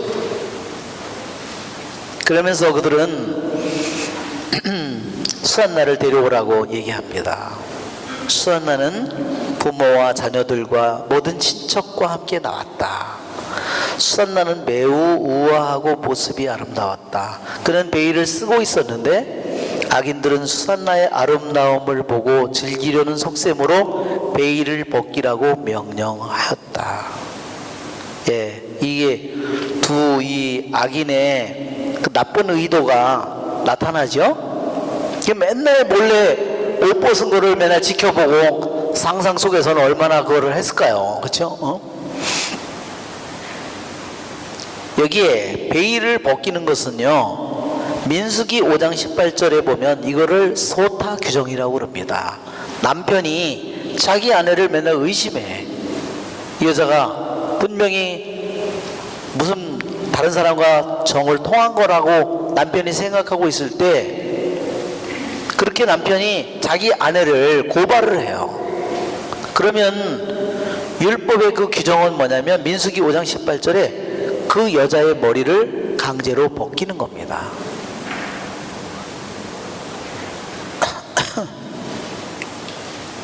그러니까 여기에서 이 두 노인은 이 여자가 실제로 간음을 했다는 것을 말하자면 강하게 주장하는 겁니다. 그러자 수산나 곁에 있는 이들과 그를 보는 이들이 모두 울었다. 두 원로는 일어나 수산나의 머리에 자기들의 손을 얹었다.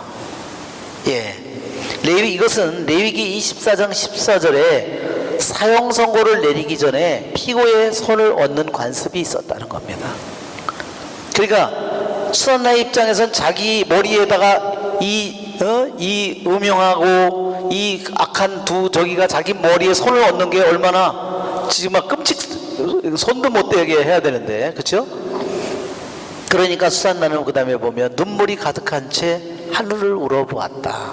예, 수산나는 왜 하느님을 신뢰하는 사람이었고 하느님을 경외하는 사람이었기 때문에 누구에게 호소해도 아무 소용이 없다는 걸 알기 때문에 자기 남편이든 자기 자식이든 누구에게 해도 소용이 없으니까 마음으로 주님을 신뢰하기 때문에 하늘을 우러러 보았습니다. 두 원로는 거짓 증언을 합니다. 정원을 거닐 때 여종을 내보내더니 문을 걸고, 그런데 갑자기 젊은이 하나가 나타나서 정을 통하고, 그리고 자기네들이 그 사람을 붙잡으려고 하니까 달아났다. 자기보다 힘이 세서 못 잡았다. 그 젊은이가 누구냐? 실제로 있지도 않는데, 그렇지만 이 여자는 그것을 알려주려고 하지 않았다. 이것이 우리의 증언이요 그랬습니다. 그들이 백성의 원로이며 재판관이었기 때문에 회중은 그들을 믿고 수산나에게 사형을 선고하였다. 그때 수산나가 크게 소리 지르며 말하였다.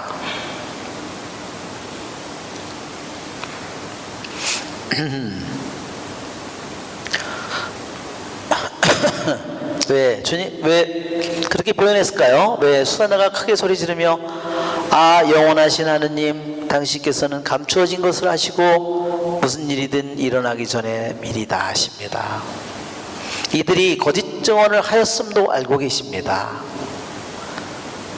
이자들이 저를 해치려고 악으로 꾸며낸 것들을 하나도 하지 않았는데 저는 이제 죽게 되었습니다. 예, 왜 죽게 되었을까요? 이쁘기 때문에. 이유는 그겁니다. 너무 이뻐서. 그렇죠? 너무 이뻐도 감당하기 힘들어요. 여러분, 내가 정말 지금 나보다 훨씬 더 젊고 아름답고 쭈쭈빵빵해. 내가 내 영혼을 잘 지킬 수 있을까요?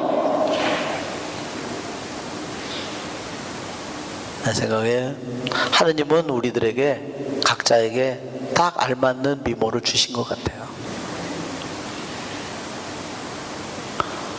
네. 그것을 간직하는 것은 훨씬 더 어려운 일입니다.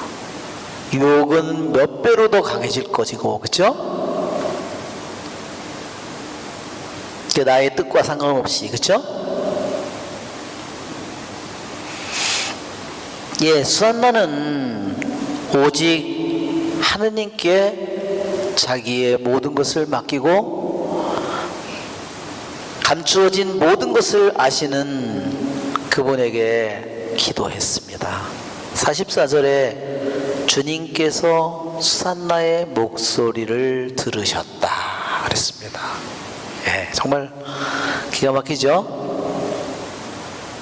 주님께서 목소리를 들었다는 것은 목소리를 듣는 것으로 끝나는 것이 아니라 주님께서는 그것을 해결할 모든 방법과 길을 또한 주셨습니다.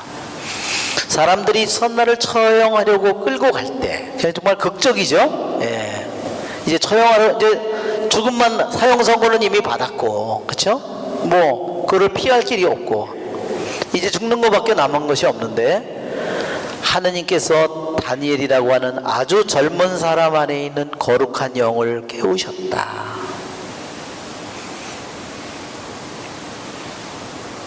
그러자 다니엘이 나는 이 여인의 죽음에 책임이 없습니다. 뭐라고 그랬냐면요, 더 사실적으로 말하면 이 여인의 피를 흘리는 것에 대해서 나는 책임이 없습니다 그랬어요. 이것은 뭐를 의미하냐면 여인의 피를 흘리는 것에 대해서 나는 상관이 없다는 것은 신명기 21장 7절의 규절을 생각나게 합니다. 어떤 시체가 하나 발견됐는데요, 두 마을 사이에서 딱 발견된 거예요. 이 마을의 경계 안에 있으면 이 사람들의 마을 사람들이 책임이고, 이쪽 마을의 경계 안에 들어있으면 이 사람 마을의 책임인데 딱 경계선에 있어요. 그러면 두 마을 책임자들이 와서 그 사람이 우리 마을은 여기 책임이 없습니다 선언하고 또 옆에 마을도 와서 선언을 하는 거예요. 왜? 순간에 딱 이렇게 쓰기 때문에. 그게 신명기 21장 7절의 기절이에요. 그러니까 이 하나하나가 이 수산나의 이야기에 나오는 이 모든 것들이 특히 민수기와 신명기에 있는 기절들을 얼마나 그대로 깊이 우리들에게 보여주는지. 온 백성이 다니엘의 젊은이의 그 소리를 듣고 이 여인의 피를 흘리는 것에 난 책임이 없다는 말을 듣고 그대가 한 말은 무슨 소리요? 그래서 하느님께서는 거룩한 영을 보내셨는데 다니엘에게 또 한편으로요, 백성들이 다니엘의 말을 귀담아 듣게 했다는 거죠. 이게 두 가지 방법으로 하느님께서 했다. 젊은 사람의 영을 깨웠고, 거룩한 영을 깨웠고, 또 다니엘의 목소리를 듣고 백성들이 다니엘의 목소리를 귀담아 듣게 했다는 겁니다. 예, 이제는 다니엘의 이름처럼 하느님께서 심판하시는 것이 무엇인지, 살아계신 하느님의 심판이 바로 다니엘을 통해서 아주 확연하게 나타납니다. 이스라엘 자손 여러분은 어찌 그토록 어리석습니까? 신문을 해보지도 않고 사실을 알아보지도 않고 어찌 이스라엘의 딸에게 유죄 판결을 내릴 수가 있습니까? 자, 여기에 문제는 뭐냐면요, 두 원로가 증인인 동시에 재판관이에요. 이것이 율법상으로 이것이 하자가 있다는 겁니다. 무슨 소리인지 아시겠죠? 자기들이 증언자이면서 자기들이 재판관이야. 이거는 율법의 규정상 율법을 어기는 거라.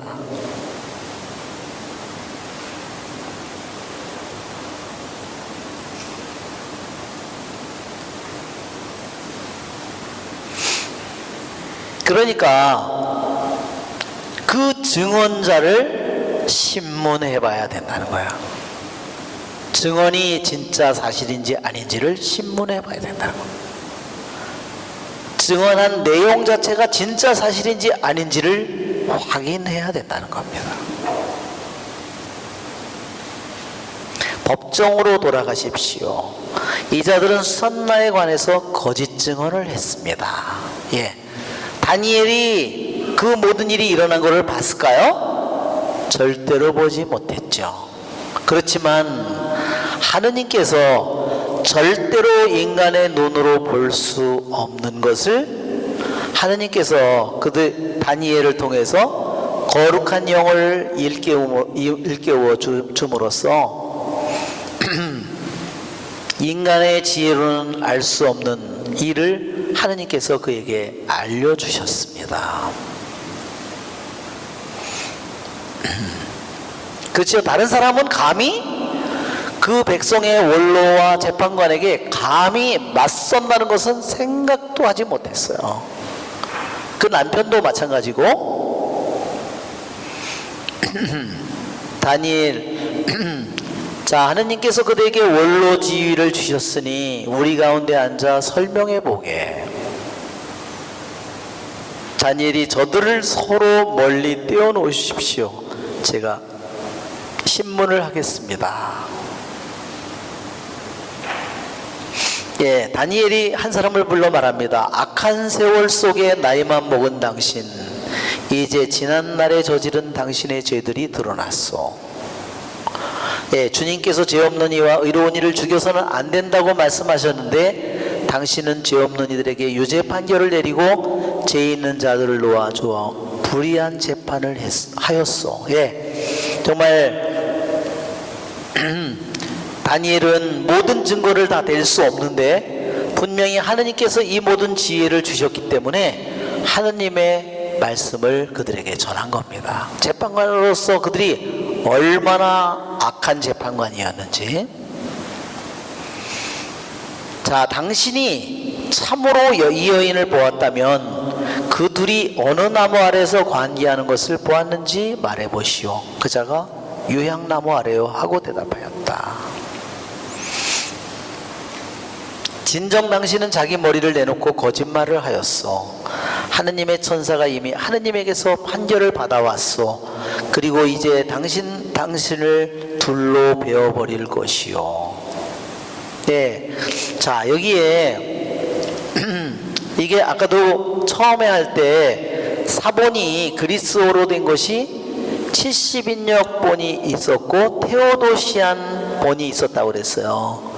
그런데 70인역 본에는 없는데, 70인역 본에는 그런 단어가 없는데, 여기는 없는데 테오도시안 판에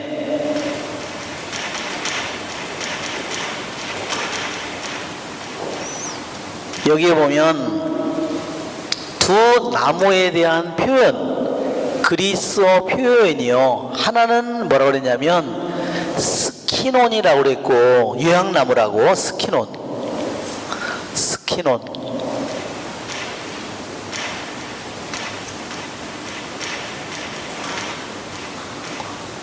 또 하나는 이것을 뭐라고 그랬냐면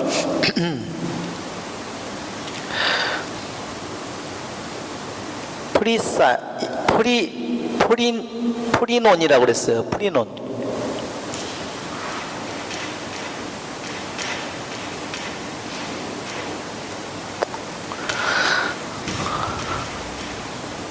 자, 이게 나무 이름인데 둘 다, 하나는 유향나무, 하나는 떡갈나무, 도토리 나무죠. 그런데 이 두 가지 말에 여기에 말에 그러죠, 유의가 있어요. 이것은, 자, 54절에 그자가 유향나무 아래요 그렇게 대답을 하니까 다니엘이 뭐라고요? 당신은 자기 머리를 내놓고 거짓말을 하였소. 하느님의 천사가 이미 하느님에게서 판결을 받아왔소. 그 판결은 뭐예요? 이제 당신을 둘로 베어버린다. 이제 이게 뭐냐면요, 이게 스키세이예요. 스키세이.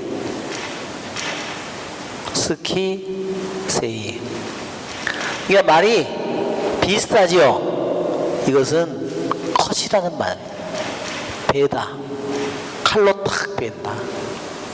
또 하나는 여기에 뭐냐면 이것은 프리사이. 프리사이가 이게 뭐냐면 이거는 톱으로 자르는 거예요. 한 사람은 칼로 자르고 하나는 톱으로 자르는 겁니다. 자기들이 한 말로 너희는 심판을 받는다는 거야. 거짓말로. 왜? 자기가 여기 뭐라 했어요? 스키논이라고. 어떤 나무냐? 스키논이라는 나무다. 스키논? 그래, 네가 그 거짓말을 했지. 실제로 일어나지도 않은 스키논이라고, 또 유향나무라고 했지. 너는 스키세이 될 거야. 너는 잘라질 거야. 칼로 베어질 거야. 왜? 그때가 하면 이 말이 거짓말이니까. 이 말이 거짓말이니까. 또 한 사람에게 무슨 나무라고? 어느 나무에서 관계를 맺었어? 프리논이라고. 프리논, 너 그 거짓말 실제로 없는데 거짓말. 너는 톱으로 베어질 거야. 이렇게 이것을 한 겁니다. 그런데요, 이 말이요 70인역에는 없다는 겁니다. 와, 희한하죠. 그래서 유대인들이 말하자면 이것은 원래 성경이 아니다 이렇게 주장한 사람은 이거를 근거로 되는 거예요. 이 두 가지 기절을 봐라, 이게 바로 그리스어로 만들어낸 거다, 이게 원본이다. 그런데요, 이걸 쉽게 만들 수 있다는 거죠. 영어나 다른 언어로도.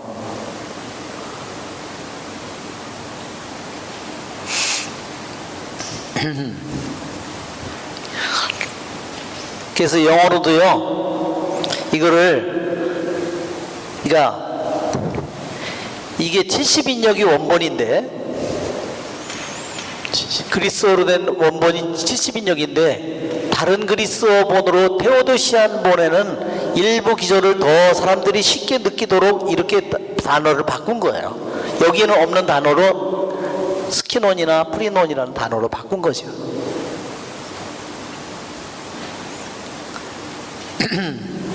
그런데 이것을 영어로도 쉽게 만들 수 있다는 겁니다.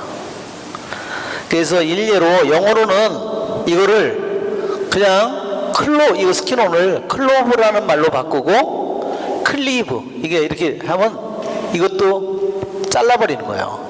이것도 이것도 휴 잘라버려. 한 단어만 바꾸면 이렇게 되는 겁니다. 얼마든지 다른 언어로도 이렇게 할 수 있다는 거예요. 그래서 이것은 70인역에 있는 내용을 사람들이 더 실감나게 하도록 보여주기 위해서 한 것이지, 실제로 이 히브리어 이것이 성경에 아니라는 증거가 될 수 없다는 겁니다. 자, 그러자 온 회중이 크게 소리를 지르며 당신께 희망을 두는 이들을 구원하시는 하느님을 찬미하였다.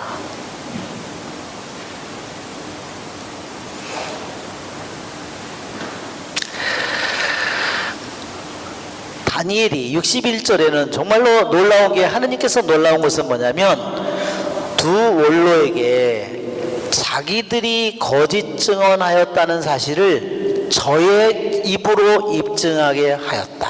정말 놀랍잖아요. 다니엘의 신문을 통해서 둘이 거짓말을 했다는 것을 어느 나무 아래냐 얘기하니까 떡갈나무 아래다, 유향나무 아래다 얘기했잖아요. 둘이 거짓말이라는 걸 자기들이 증언을 한 거잖아요. 그래서 누가 고발했어요? 자기들의 죄를 스스로 고발하게 만든 거예요. 어떻게? 백성들 앞에서. 그죠?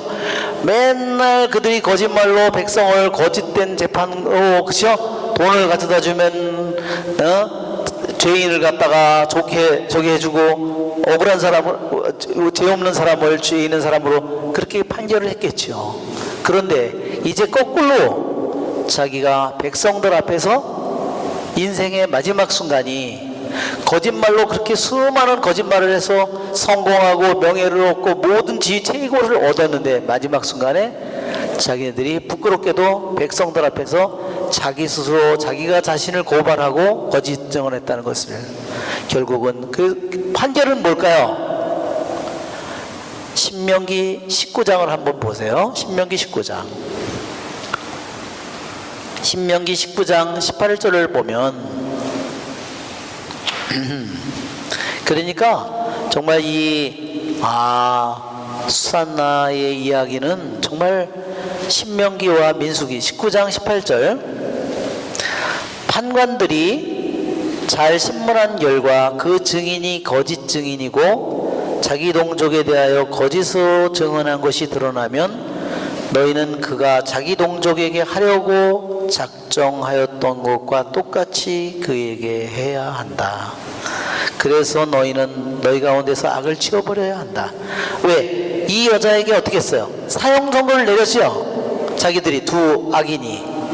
결국은 그들이 그 사형 선고를 거짓 증언으로 사형 선고를 내려고 했기 때문에 그들에게 깨치려고 그 악을 꾸민 그대로 자기들이 그것을 받게 된, 정말 하느님의 판결이 정말 놀랍죠?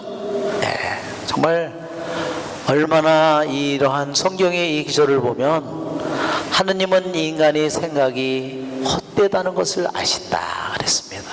너무너무 놀라운 일입니다. 모세율법에 따라, 즉 신명기 지금 19장 18절 19절에 따라서 그들을 사형에 처한 것이다.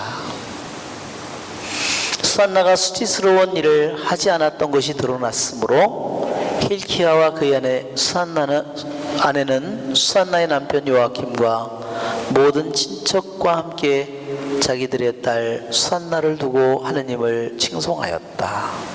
그리고 그날 이후로 다니엘은 백성 앞에서 큰 사람이 되었다.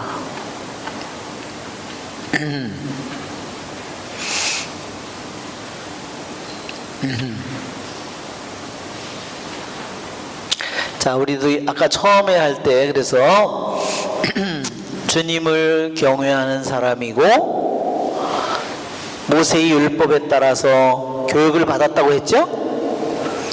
그 수산나가 그가 얼마나 모세의 율법을 수산나가 얼마나 모세의 율법을 깊이 알고 있었는지를 우리에게 보여줍니다.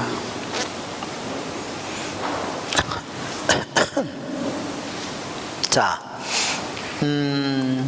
교부들은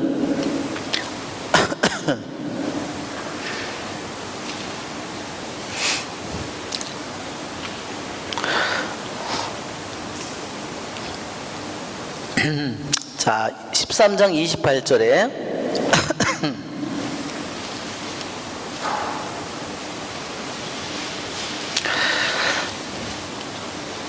자, 28절을 읽어보면 다음날 수산나의 남편 요아킴의 집으로 백성이 모여들 때 두 원로는 수산나를 죽이겠다는 악한 생각을 가득 품고 그리로 갔다 그랬습니다.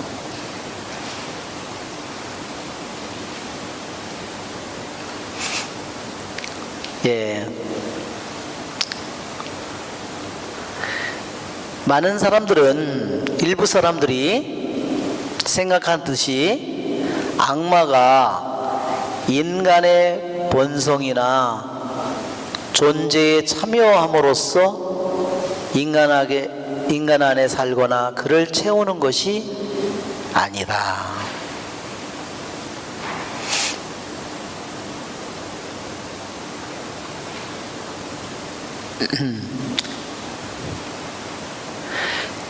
즉 여기에서 말하자면 그들이 악한 생각을 품고 있잖아요. 그렇지만 악마가 그들 안에 들어있는 것은 결코 아니다는 거죠.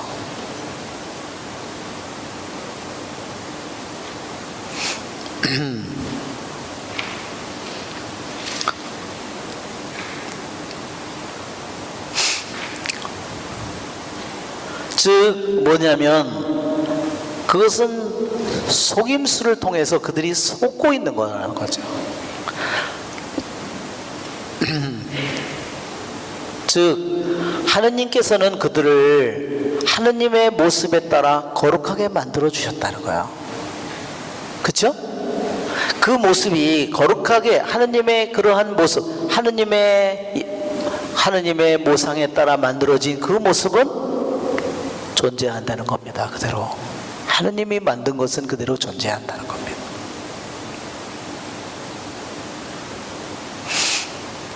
단지 그들이 그 악마의 거짓말, 그렇죠? 그들에게 욕정을 통해서 그들이 그 욕정에 눈이 멀어 있는 거다는 거죠. 그러한 혼란과 거짓과 사악함으로 채워져 있는 것이지 그들의 거룩한 모상은 존재한다는 거죠.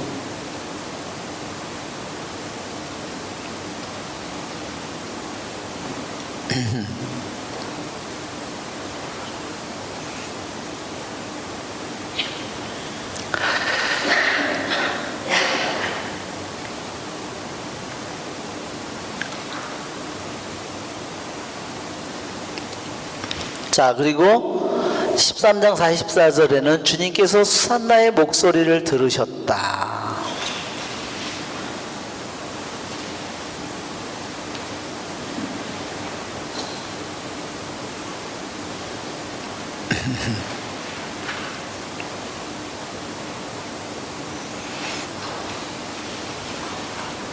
한편으로 수산나는 큰 소리로 기도했지만 우리 교부들이 얘기하기를 더욱더 남이 보지 못하는 마음속 깊은 곳에서 기도한 것이라고 했어요.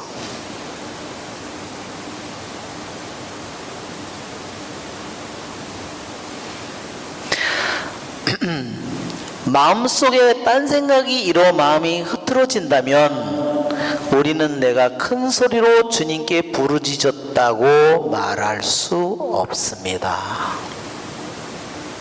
정말 놀라운 말이죠? 예. 목소리만 크지 마음이 흐트러져 있으면 정말로 성경에 말한 것처럼 시편 3편 5절에 있는 것처럼 큰 소리로, 마음이 흐트러져 있다면 큰 소리로 부르짖었다고 할 수 없다는 거예요.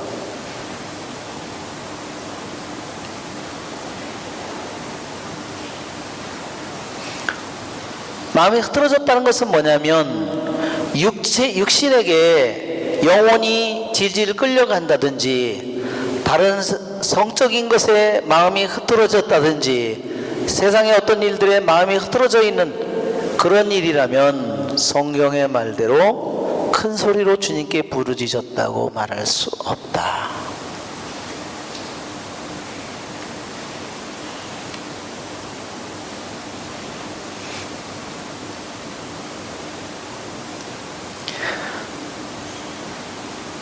영혼이 오로지 하나에 집중하는 팽팽한 긴장 상태에서 바치는 것이기에 참으로 부르짖는 소리라 할 수 있습니다.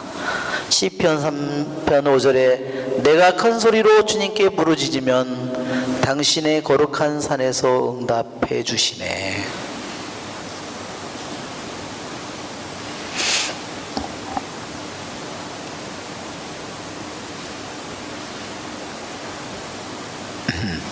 네, 영광이 성부와 성자와 성령께, 성부와 성자와 성령의 이름으로 아멘.